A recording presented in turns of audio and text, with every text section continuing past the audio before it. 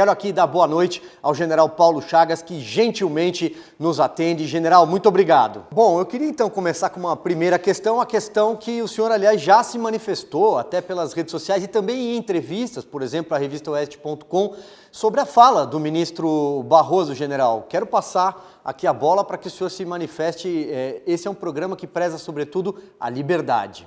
Logicamente, como qualquer cidadão, e particularmente cidadãos que são militares, chama atenção, porque fez uma acusação de que as Forças Armadas, embora tenham sido convidadas a participar desse processo de avaliação do sistema, estivessem se utilizando desse convite para boicotar o sistema, o que não é verdade. E só isso já era suficiente para que todos nós nos revoltássemos. Mas o ministro da Defesa fez uma nota, e nessa nota ele caracterizou o crime.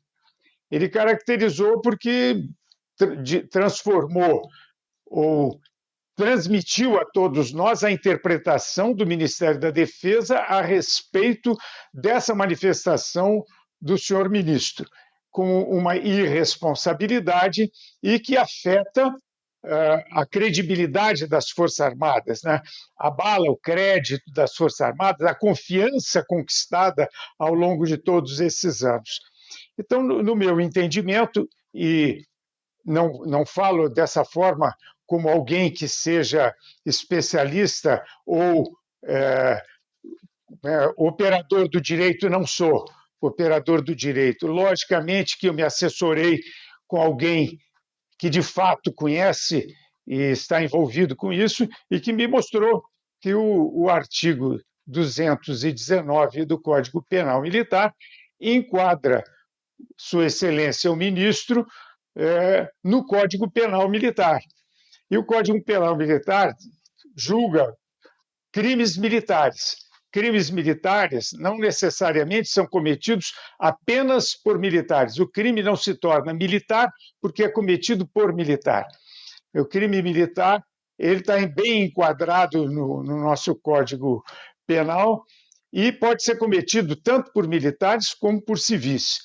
E no caso do senhor ministro, ele se enquadra nesse artigo 219, que foi no momento em que o senhor ministro general Paulo Sérgio, se manifestou através de uma nota pública acusando o golpe, e, na minha opinião, caracterizou o crime. E, na minha opinião, também isso aí não pode ou não deve ficar apenas nessa nota, já que houve um crime e as Forças Armadas não são uma individualidade, são uma instituição nacional, são instituições nacionais permanentes, cabe acionar, a partir do Ministério, acionar o Ministério Público Militar para que outra providência seja tomada. E que o senhor ministro entenda que ele pode ser ministro da Suprema Corte, ter a última palavra, mas ele não deixa de ser um cidadão, como qualquer um de nós, sujeito à lei, e a lei é para todos. E se ele está enquadrado nesse artigo 219, ele deve responder. Se vai ser punido, vai ser julgado ou não, é outro problema. No meu entendimento, ele tem que ser, através dos canais competentes, do Ministério Público Militar, da Procuradoria-Geral da República, ser questionado com relação a isso. Rose. General, boa noite. O Departamento de Defesa Cibernética do Exército possui a mais alta engenharia. Foi convidado pelo TSE para fazer uma avaliação dos equipamentos e avisou o TSE dessas deficiências. Mas o que nós vemos é uma total falta de transparência. A minha pergunta é bem direta. O senhor confia no processo eleitoral brasileiro? Olha, eu parto do princípio, e outro dia eu disse isso numa entrevista que eu fiz numa rádio, enquanto um brasileiro que seja, que tiver desconfiança desse sistema, ele tem que ser aperfeiçoado. E eu entendo que ele só será perfeito ou próximo da perfeição, tão próximo como querem os senhores ministros da Suprema Corte, quando nós tivermos a impressão do voto, que é uma coisa muito simples de fazer e que poderia ter sido feita há bastante tempo e não foi feita. A alegação, eu estive presente na audiência da Suprema Corte em que isso foi julgado e achei ridículos todos os argumentos que foram apresentados, todos os argumentos que foram apresentados. Em particular, o argumento que dizia que era muito caro colocar uma impressora em cada urna. Ora, o Brasil foi lesado em mais de 10 trilhões de reais pelo Partido dos Trabalhadores, enquanto esteve no poder, e gastar 2 bilhões para dar confiança ao sistema eleitoral brasileiro, uma confiança total, é uma merreca, não vale nada. Então, não há, no meu entendimento, nenhuma justificativa para que esse sistema não seja confiável para todos os brasileiros. Eu não tenho argumentos técnicos para dizer que não confio, mas tenho argumentos como cidadão para dizer que eu não confio e queria ver meu voto impresso antes de apertar o botão pela última vez. Muito bem, pergunta agora do Paulo Figueiredo. O brasileiro, de um modo geral, não confia e não deve confiar no governo. Eu trouxe aqui o artigo 219 do Código Penal Militar, ao qual o general se referiu, e eu gostaria de ler para que a nossa audiência também fizesse o seu juízo se o ministro Barroso cometeu ou não um crime militar. Vamos lá. Artigo 219. Propalar fatos que sabe inverídicos, capazes de ofender a dignidade ou abalar o crédito das Forças Armadas ou a confiança que estas merecem do público. Pena: detenção de 6 meses a 1 ano. Parágrafo único. A pena será aumentada de 1/3 se o crime é cometido pela imprensa, rádio ou televisão. Gosta ou não da lei, é a lei que está escrita. General, o senhor tem, apesar de na reserva, o senhor tem ainda, eu apuro, gosta de bastante prestígio junto à tropa. Muitos militares da ativa acompanham, respeitam e buscam a orientação nas suas palavras. Eu sei que o senhor também mantém contato com militares da ativa, e eu queria fazer uma pergunta para a nossa audiência que talvez não tenha tanto contato assim com a caserna. Qual o clima nas Forças Armadas de um modo geral? Eu entendo que as Forças Armadas são diversas, são grandes, portanto os climas são variados, mas se o senhor pudesse descrever um clima geral entre as Forças Armadas, com a situação de instabilidade institucional que o país vive nesse momento, como é que o senhor descreveria? Olha, a obrigação das Forças Armadas é missão constitucional a garantia da lei e da ordem.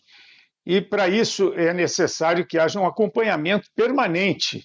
E dificilmente você vai encontrar uma instituição que tenha tanta capilaridade no Brasil quanto as Forças Armadas. Nós temos soldados espalhados por todo o Brasil. Então, a capilaridade das forças é realmente muito grande, é a maior capilaridade que pode ter. Então, eu desconheço alguém que possa estar tão bem informado sobre a situação política, econômica, social do Brasil do que o comandante do Exército e, através dele, na medida do necessário, com certeza, o nosso presidente, porque o presidente é o alvo final, o alvo não, mas o destinatário final de todas as informações do sistema de inteligência. Então, as Forças Armadas sabem tudo que se passa no Brasil. Tem ciência da sua missão, da sua responsabilidade. E agem nesse sentido como instituições. E o clima dentro das Forças Armadas, eu realmente não, por mais que eu tenha contato com meus companheiros na ativa, eu não me sinto à vontade para falar, para afirmar com relação ao clima dentro das forças. Mas eu posso lhes dizer que é o seguinte: as Forças Armadas brasileiras são extremamente profissionais, são ligadas à sua missão, conhecem a sua missão e não se desviam dela. Então, dentro dessa missão, a tranquilidade de que nós Forças Armadas, somos capazes de responder à sociedade se acionados dentro da nossa missão, dá uma tranquilidade muito grande. Porém, por outro lado, como cidadãos que cada um de nós somos e que temos a responsabilidade de cidadãos, de termos opiniões, até porque o voto é obrigatório, todos nós temos título de eleitor, por consequência, nós temos que ter opiniões pessoais, políticas, para participar disso, exercer a nossa cidadania. Eu vejo nesse aspecto, eu acredito que os militares, não a força, mas os militares, estejam muito intranquilos com relação à situação do nosso país, porque nós vemos os poderes constitucionais, em vez de estarem harmônicos e unidos, estão desarmônicos, lutando entre si. Vemos um protagonismo especial na parte jurídica, na parte da nossa Suprema Corte, um protagonismo que ultrapassa os seus limites, interfere nos outros poderes, o que se traduz em intranquilidade para o país. A tranquilidade das Forças Armadas é da capacidade que tem de cumprir o seu dever. E se a intranquilidade ou a desarmonia tomar conta do país, com certeza as Forças Armadas terão condições de restabelecer isso. General, é curioso como a própria Justiça Eleitoral outorga para si o monopólio, inclusive, da desconfiança do próprio sistema, como o ministro Fachin disse numa afirmação estapafúrdia que os russos teriam hackers que poderiam se unir à época da visita do Bolsonaro a Moscou para conspurcar o sistema eleitoral. E é muito curioso que agora que o presidente Bolsonaro e as instituições querem que as Forças Armadas acompanhem, fiscalizem, seja um elemento independente e isento na fiscalização das eleições que estão sob júdice, e agora eles sejam praticamente atacadas, as Forças Armadas, pelo Luiz Barroso. A minha pergunta é muito objetiva.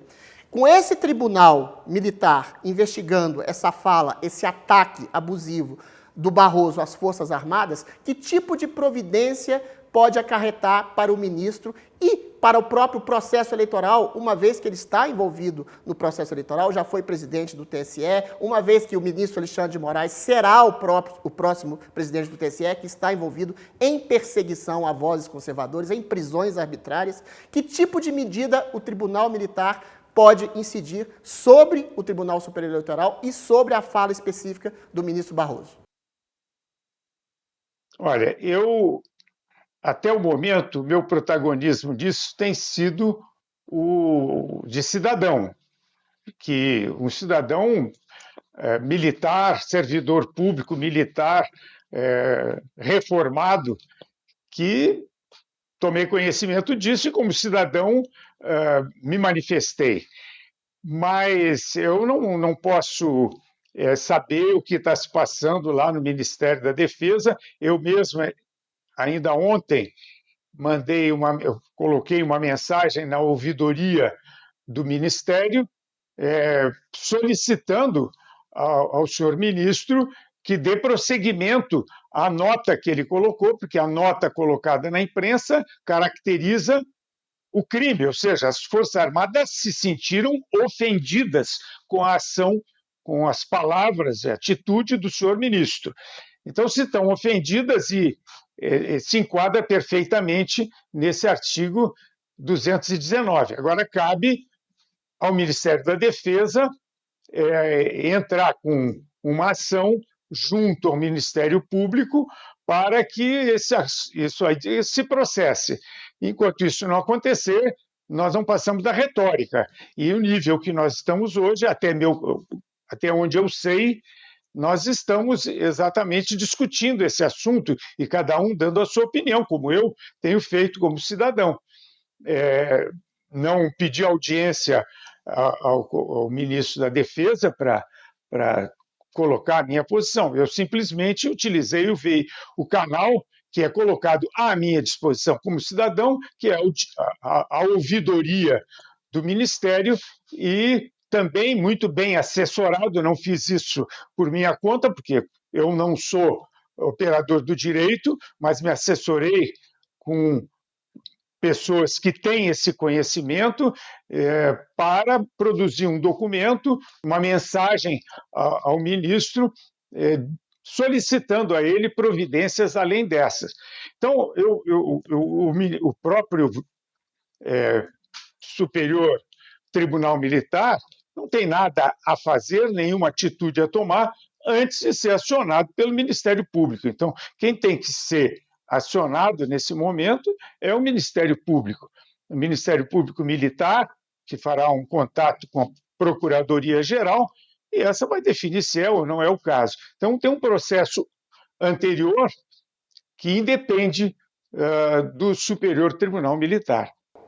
Perfeito. General, queria trazer em debate aqui uma pergunta sobre o caso do deputado Daniel Silveira, que tanto movimenta a imprensa, seja a parte dela do consórcio, ou seja aquela que, como essa aqui, tenta tratar as coisas como elas são. Nós temos aí um deputado que foi condenado a quase 9 anos de prisão, uma pena muito maior do que outros crimes, como traficantes muito conhecidos, por exemplo, dentro de um inquérito, um guarda-chuva inconstitucional, sem escopo claro, com prazo indefinido, no qual a vítima investiga, julga e manda prender. E aí o presidente Jair Bolsonaro surpreendeu muita gente com a concessão do indulto. Criou-se um novo impasse. Aparentemente, eu quero ouvi-lo sobre o indulto, sobre a graça concedida ao deputado. É um direito do presidente, é constitucional. Eu inclusive, li agora há pouco que um grupo de juristas analisou e concluiu que o presidente tem esse direito e é constitucional.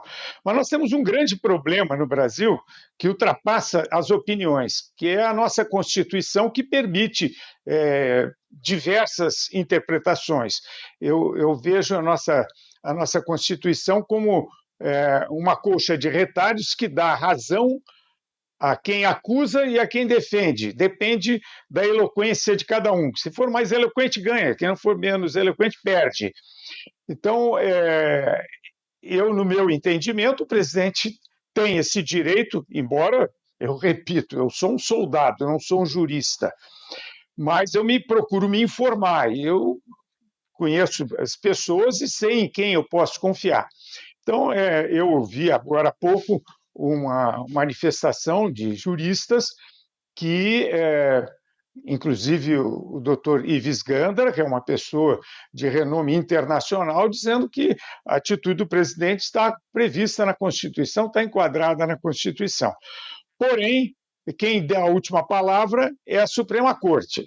A Suprema Corte tem essa prerrogativa de, nessa área, dar a última palavra. E tem sido...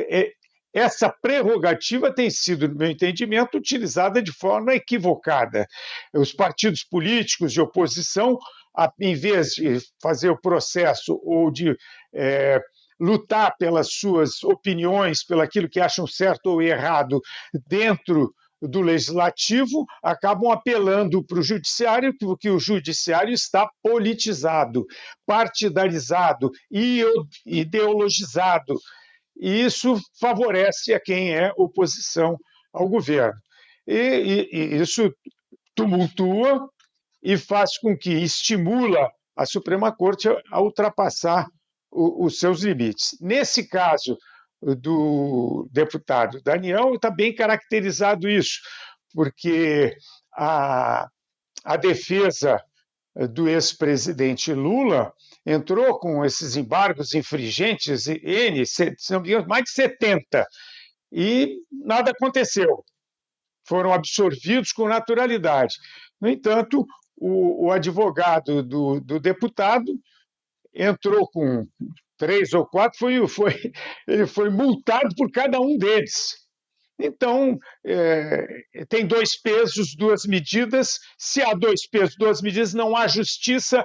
A nossa Suprema Corte não está cumprindo o seu papel e está se diminuindo a cada dia que passa com essas atitudes políticas, a politização. Muita gente fala de judicialização da política. Eu não vejo dessa forma. Porque quem tem tido a última palavra, quem fala mais alto, quem grita mais alto, é a justiça. Então não é judicialização da política, é politização do judiciário, infelizmente. Muito bem, dá tempo de mais uma pergunta do Paulo Figueiredo. Paulo? General, o senhor é de cavalaria e eu gosto de cavaleiros. Costumam ser diretos, francos, sem muitas papas na língua. O senhor não pode ser também considerado um bolsonarista. O senhor já fez bastante críticas bastante duras ao presidente Bolsonaro, faz com frequência. O Brasil enfrenta uma eleição agora em outubro. O senhor vê algum perigo para as Forças Armadas caso o PT retorne ao poder? Eu lembro que o próprio José Dirceu já falou que há oportunidade histórica de rever o papel das Forças Armadas. Eles já manifestaram diversas vezes o descontentamento pelo fato de eles não terem interferido mais fortemente nas Forças Armadas, como fez, por exemplo, o governo na Venezuela, na época do Chávez e no Maduro. Enfim, queria a opinião do senhor a esse respeito. Em primeiro lugar, Forças Armadas são as Forças Armadas a que você muito bem se refere são as Forças Armadas brasileiras, não são as Forças Armadas venezuelanas. E aí há uma diferença abissal. Com relação à eu vou desde o início, com relação ao meu posicionamento, eu aqui no Distrito Federal eu duvido que haja alguém que tenha feito mais campanha para o presidente Bolsonaro do que eu. Pode ter feito tanto quanto eu, mas mais do que eu não fez. No entanto, eu me decepcionei com o presidente, tenho esse direito como cidadão, como eleitor, porque o presidente não seguiu à risca da forma como eu exijo que seja aquilo que prometeu em campanha. E mais do que isso, não justificou, ou se justificou, eu não aceitei essas justificativas, não me atingiram. Eu tenho sido coerente, e isso para mim é um fundamento da minha vida, ser coerente. Por isso que eu gosto de escrever o meu pensamento, por isso que eu gosto de escrever as coisas que eu penso, porque eu sei que as pessoas poderão usar isso para me cobrar. E eu, para mudar o meu pensamento, eu tenho que me justificar. E é assim que eu gosto de fazer. Então, com relação à sua pergunta, as Forças Armadas brasileiras, seja quem for o presidente, saberão se conduzir e se conduzirão com altivez,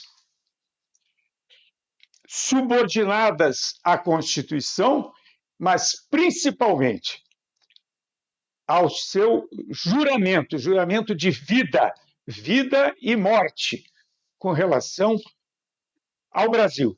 Então, eu não tenho nenhum receio, seja qual for o presidente, terá que respeitar o respeito que nós, soldados, marinheiros e aviadores, temos pelo nosso país, a responsabilidade, o compromisso que nós temos com o Brasil. Esse está acima de tudo, inclusive da Constituição. Muito bem, quero então aqui agradecer mais uma vez a gentileza, General Paulo Chagas, muito obrigado pela entrevista, uma ótima semana para o senhor. Muito obrigado, uma boa semana também para todos nós.